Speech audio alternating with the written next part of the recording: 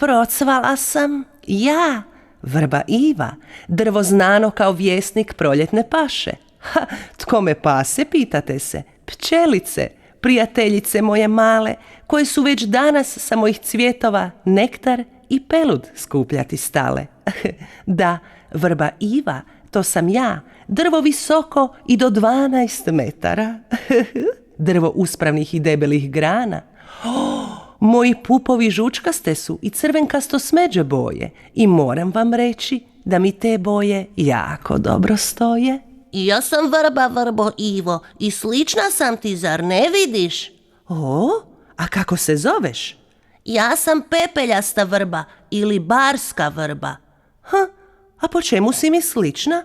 Ja nikakovih sličnosti ne vidim. Ma hajde, ne budi tako uobražena, vrbo Ivo. Ta sestre smo nas dvije, samo što ja većinom rastem na vlažnim livadama ili uz jarke, potoke, rijeke i jezera, iako mogu rasti i u brdima kao i ti. I ja mogu rasti na brežuljcima, čak i u šumama, i isto volim vlažno i plodno tlo. Tad ko vodu i vlagu ne bi volio? Zbog vlage i vode moji su pupovi ljepši i veći, pa iz njih nektar može brže teći. I ja dajem mnogo nektara i cvjetnoga praha, toliko mnogo da pčele, uzimajući me, jedva dolaze do daha. I ja sam, kao i vi, vrba, ali ni pepeljasta, ni Iva. A kako se ti zoveš i gdje rasteš? Ja sam žalosna vrba i najbliža sam rođakinja vrbe bijele, koja raste uz rubove rijeka, potoka i jezera. Cvatem od ožujka do travnja i dajem pčelama pelud i nektar, ljekoviti prirode dar. A što će pčelama pelud i nektar, sestre moje? O, vrbo pepeljasta, prava si neznalica. Ta pčele od nektara i peluda prave med, a naš med, vrbov ili vrbin med, odličan je prirodni lijek. Kako to? Zar su naši cvjetovi, naše lišće ljekovito? Naravno, vrbo pepeljasta, to si do sada već mogla naučiti i svoj rod proučiti. Pa što ako nisam? Saznaću sada i to je dobro. Bolje ikada nego nikada. Zar ne, žalosna vrbo? Slažem se, vrbo pepeljasta. Za znanja nova nikada kasno nije. Zato ću vam ja ispričati koje još vrste vrba priroda naša krije. Može, vrbo žalosna. I ja želim čuti znanja korisna.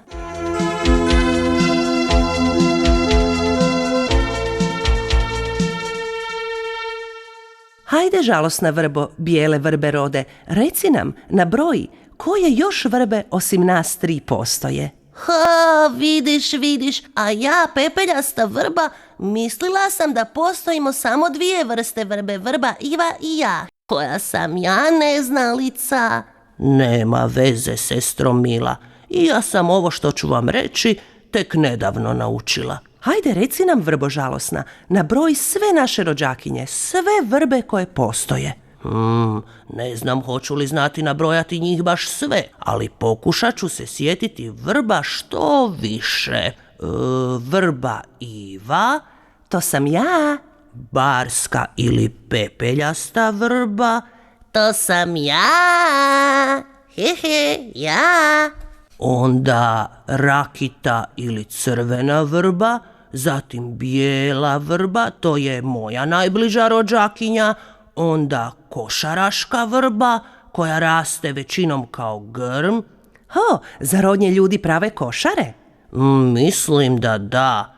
Onda postoji sivkasta vrba, kopljastolisna vrba i mnoge druge kojih se sada baš i ne mogu sjetiti. A jesu li sve vrbe važne kao nas 3? Kako to misliš, vrbo Ivo? Mislim, jesu li važne pčelama? Imaju li nektar i pelud? Većinom sve vrbe daju obilje peluda, pa pčele od njih mogu napraviti mnogo meda. Zato se za nas vrbe kaže da smo medonosne. Baš zanimljivo.